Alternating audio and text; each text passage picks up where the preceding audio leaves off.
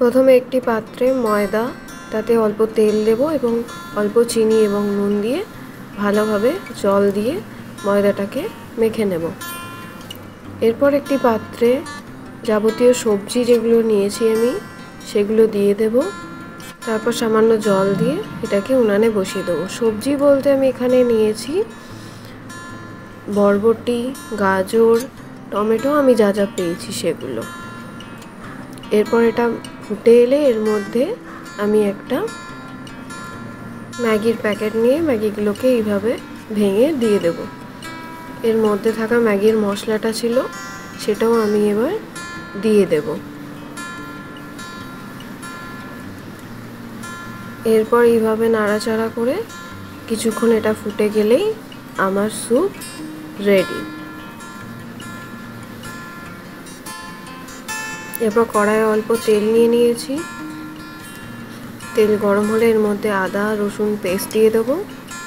তারপর এটাকে নাড়াচাড়া করে এর মধ্যে গাজর,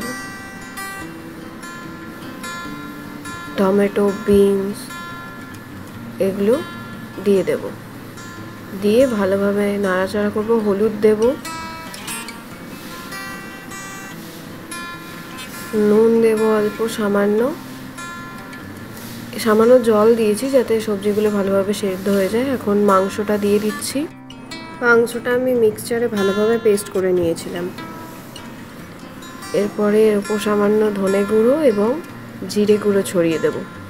আবার একটু নাড়াচাড়া করে জলটা একেবারে শুকিয়ে এলে নামিয়ে নেব। এই যে এইভাবে ছোট ছোট করে ময়দার লেচি কেটে নিয়েছি। এবার এইগুলোকে এইভাবে বেলে নেব।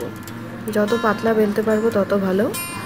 এবার লেচিগুলোর মধ্যে এইভাবে পুরটাকে দিয়ে আমি এইভাবে মোমোর শেপে গড়ে নেব।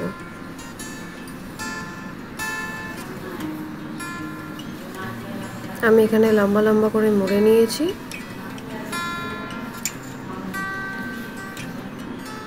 এই যে দেখুন মোমোগুলো আমি এইভাবে গড়ে নিয়েছি। এরপর স্টিম করতে দিয়ে দেব। স্টিম হয়ে এলে এই যে এরকম দেখতে হবে। এবার এটাকে নামিয়ে আমি সার্ভ করে নেব। মোমো রেডি।